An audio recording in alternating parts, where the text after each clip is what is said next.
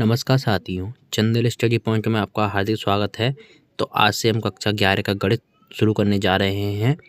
तो आज आपका अध्याय 1 समुच्चय यानी कि सेट। आज हम देखेंगे कि समुच्चय क्या होता है, क्या इसकी परिभाषाएं होती हैं, क्या इसके नियम होते हैं। तो शुरू करते हैं आज का वीडियो लेक्चर। आज के वीडियो लेक्चर की जो PDF है आपको नीचे डिस्क्रिप्शन में मिल जाएगी, आप वहाँ से डाउनलोड कर सकते हैं।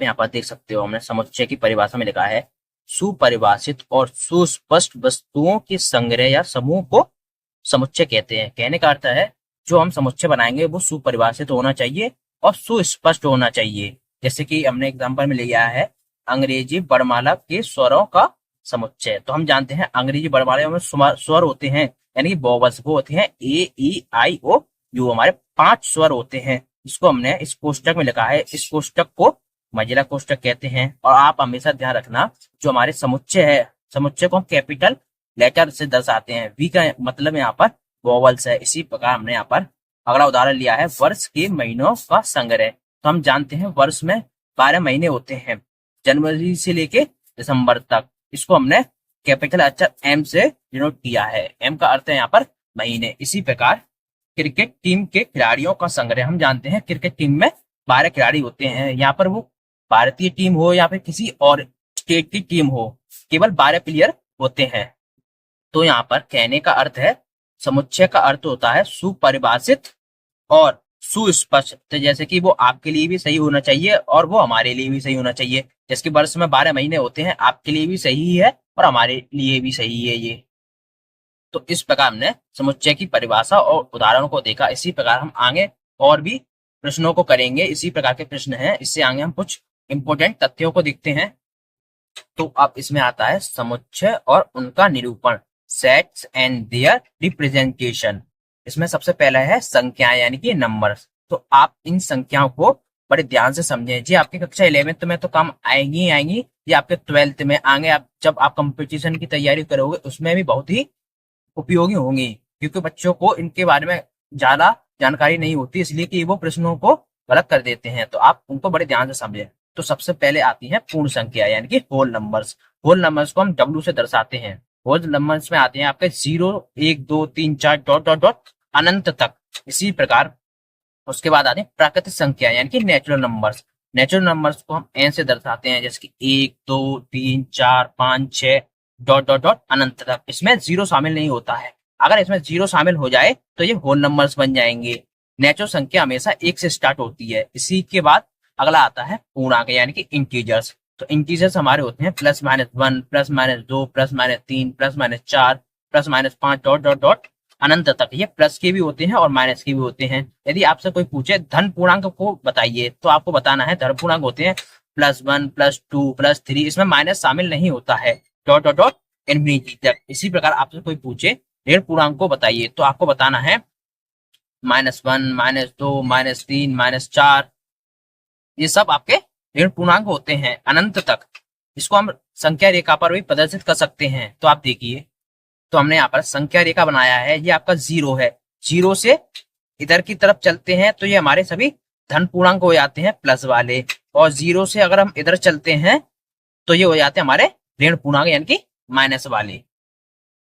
तो आप देखिए, अब इसमें देखते हैं हम। अब आती हैं सम संख्याएं यानी कि इवन नंबर्स। इवन नंबर्स क्या होते हैं, इसको हम ई से डिनोट करते हैं। तो इवन नंबर होते हैं 2, 4, 6, 8, 10, 12, 14 डॉट डॉट डॉट इन्फिनिटी तक। इसको हम ऐसे भी कह सकते हैं कि वह संख्या जिसमें केवल 2 का भाग चला जाए तो वह सम संख्या होती है। जैसे कि 4 में भी 2 का भाग जाएगा, 6 में भी जाएगा, 8 में भी जाएगा और 10 में भी जाएगा। तो ये सभी सम संख्याएं हैं। इसी प्रकार आती है विषम संख्या यानी कि ऑड नंबर। तो ऑड नंबर होते हैं 1, 3, 5, 7, आपके 11, 13 डॉट डॉट डॉट इन्फिनिटी तक। इसको हम ऐसे भी कह सकते हैं कि वह संख्या है जिसमें केवल 2 का भाग नहीं जाए तो वह विषम संख्याएं होती हैं। इसको हम O से दर्शाते हैं। तो आप यहाँ पे देखिए, अब इसमें आती हैं अभाज्य संख्याएं यानी कि प्राइम नंबर्स। प्राइम नंबर को हम P से डिनोट करते हैं। तो प्राइम नंबर्स होते हैं 2, 3, 5, 7, 11, 13, 17 आदि। तो प्राइम नंबर्स को हम ऐसे भी कह सकते हैं कि वह संख्या जिसमें केवल उसी संख्या का भाग जाए, जैसे कि 3 में 3 से ही भाग जाएगा, 5 में 5 से ही जाएगा, 7 में 7 से ही जाएगा। तो ये सभी प्राइम नंबर्स होते हैं। यहाँ पर हमने 2 पर सर्कल किया है, तो इसको आप यहाँ पर समझिए। जैसे कि सम अभाज्य संख्या यानी इवन प्राइम नंबर्स। तो आप यहाँ पे देख सकते हो 2 को छोड़ के बाकी जितनी भी संख्याएं हैं ये सब हमारी विषम संख्या हैं। 2 है तो 2 केवल एक ऐसी संख्या है जो सम है और अभाज्य भी है, इसलिए ये एक ही संख्या है। सम अभाज्य संख्या यानी कि इवन प्राइम नंबर्स ये केवल 2 होती है। अब इसमें आते हैं परमेय संख्याएं यानी कि रेशनल नंबर। रेशनल नंबर को हम आर से डिनोट करते हैं। तो आप देखिए रेशनल नंबर क्या होते हैं। यहाँ पर देखिए एक्स, यहाँ पर ये 2 बिंदु दिए हैं, इसका अर्थ होता है सच डेट यानी कि X such that X P upon Q. यहाँ पर देखिए यहाँ पर वे संख्या जो पी अपॉन क्यू यानी कि बट्टे में हो वो संख्याएं परिमेय संख्या कहलाती हैं। जैसे कि 2/1 है, 5/1 है, 3/5 है, तो ये सभी परिमेय संख्या है। यहाँ पर आप एक बात ध्यान रखना, यहाँ पर क्यू का मान 0 नहीं होना चाहिए। यहाँ पर क्यू का मान 0 छोड़कर कुछ भी हो सकता है। यहाँ पे मैंने लिखा भी है पी एंड क्यू बिलोंग्स करता है जेड से, पर क्यू का मान 0 नहीं हो सकता, उसके अलावा कुछ भी हो सकता है। 5/1 भी हो सकता है, 5/3 भी हो सकता है, 2/5 भी हो सकता है, कुछ भी हो सकता है, पर केवल क्यू का मान 0 नहीं होना चाहिए। तो ये सभी परिमेय संख्याएं होती हैं। अब इसके बाद आती है अपरिमेय संख्या यानी कि इरेशनल नंबर। तो आप यहाँ पर देखिए इसका अर्थ होता है X subject X not equal to P upon Q. वे संख्याएं जो पी अपॉन क्यू के फॉर्म में नहीं हो वे सभी अपरिमेय संख्याएं होती हैं। आप यहाँ पे बोलोगे ये पी अपॉन क्यू के रूप में तो है, तो लेकिन आप इनका जब मान निकालोगे तो यह एक मतलब कि एक सीरीज बनती जाएगी, कभी खत्म नहीं होगी। जैसे कि अंडर 2 का मान होता है 1.4141414 dot dot dot dot infinity तक होता है, चलता जाता है, रुकता नहीं है। तो जितनी भी ये ऐसी संख्याएं हैं ये सभी अपरिमेय संख्या होती हैं।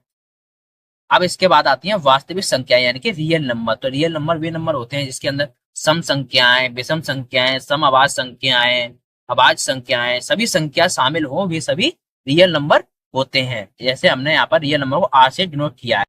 अब यहाँ पर आती हैं अवास्तविक संख्याएं, इसको हम काल्पनिक संख्या भी कहते हैं, इसको इमेजरी नंबर कहते हैं। तो आप यहाँ पर देखिए, तो आप यहाँ पर देख सकते हैं हमने इमेजरी नंबर को लिखा है √-2, √-3, √-5, √-4। कहने का अर्थ यह है अंडर के अंदर यदि कोई माइनस की संख्या आ जाए तो वे सभी इमेजरी नंबर होते हैं।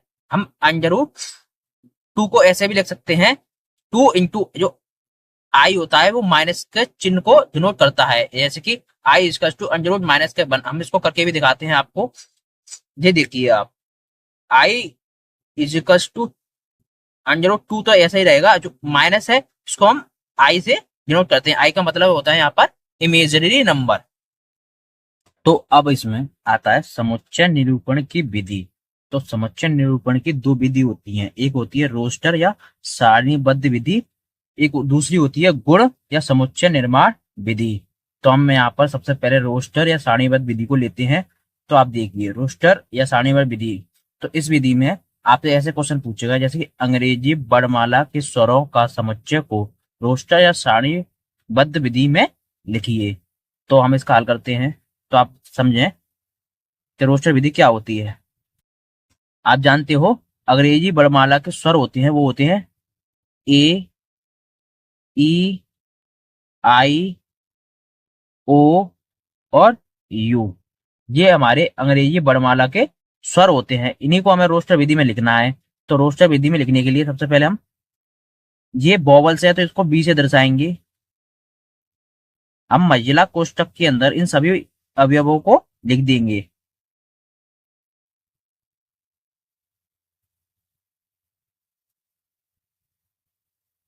तो आपकी इस प्रकार ये रोस्टर विधि या सारणीबद्ध विधि खत्म होती है। इसी प्रकार आपको आगे के प्रश्न करने हैं, ये आपका आंसर है। अब हम दूसरी विधि की ओर चलते हैं। तो अब आती है इसमें गुण या समुच्चय निर्माण विधि। तो हमने यहाँ पर दूसरी विधि को लिखा है। इसमें हमसे क्वेश्चन पूछेगा n बराबर महिला कोष्ठक में 1 2 3 4 5 6 डॉट डॉट डॉट इन्फिनिटी को गुण या समुच्चय निर्माण विधि में लिखिए। तो आप यहाँ पर ध्यान दें, हमने आपको बताया था 1 2 3 4 5 6 ये सभी प्राकृतिक संख्या हैं। तो आप इसको समुच्चय निर्माण विधि में इस प्रकार लिख सकते हैं। आप देखिए यहाँ पे हम लिखेंगे n equals to x such that x बराबर कैपिटल N। यहाँ पर मतलब कहने का यह है कि x बराबर n, यहाँ पर प्राकृतिक संख्या है तो हम लिख सकते हैं यहाँ पर एक प्राकृतिक संख्या है। इसी प्रकार ये हमें एक और दिया है ईपी, यहाँ पर इवन प्राइम नंबर बराबर दिया है हमें महिला कोष्टक में 2 को गुण या समुच्चय निर्माण विधि में लिखिए। तो आप जानते हो 2 या एक सम और अभाज्य संख्या है, तो हम इसको लिख सकते हैं x such that x is equals to EP यानी कि इवन प्राइम नंबर, यह एक सम अभाज्य संख्या। तो हमने यहाँ पर लिख दिया है x बराबर ईपी, यहाँ पर इवन प्राइम नंबर, यह एक सम अभाज्य संख्या है। तो इस प्रकार हमने यहाँ पर रोस्टर विधि या सारणीबद्ध विधि को देखा और उसका एक उदाहरण को हल किया। इसी प्रकार हमने यहाँ पर गुण या समुच्चय निर्माण विधि को देखा, उसके 2 उदाहरणों को सॉल्व किया। इसका हम एक और उदाहरण लेते हैं, जैसे कि आप समझिए, इसमें कहा है सम संख्याओं के समुच्चय को रोस्टर विधि में लिखिए। तो आप जानते हो सब संख्या क्या होती है, यानी कि इवन नंबर्स। इवन नंबर्स होते हैं हमारे 2, 4, 6, 8, 10 डॉट डॉट डॉट, ये अनंत तक होते हैं। इसको हमें रोस्टर रूप में लिखना है। तो आप देखिए ई बराबर, हम यहाँ पर महिला कोष्टक लगा देंगे तो ये रोस्टर रूप हो जाता है 2, 4, 6, 8, 10 डॉट डॉट डॉट इन्फिनिटी तक। तो ये आपका रोस्टर रूप हो गया, ये आपका आंसर है। इसी प्रकार हम आगे उदाहरणों को हल करेंगे। तो आज हम यहीं पर इस वीडियो लेक्चर को समाप्त करते हैं। इस वीडियो लेक्चर की PDF लिंक आपको डिस्क्रिप्शन में मिल जाएगी, आप वहां से उसे डाउनलोड कर सकते हैं और इस वीडियो को हम अगले लेक्चर में कवर करेंगे। यदि आपको यह वीडियो अच्छा लगे तो आप इस वीडियो को लाइक करें, हमारे चैनल को सब्सक्राइब करें और बेल आइकन को जरूर दबाएं। धन्यवाद।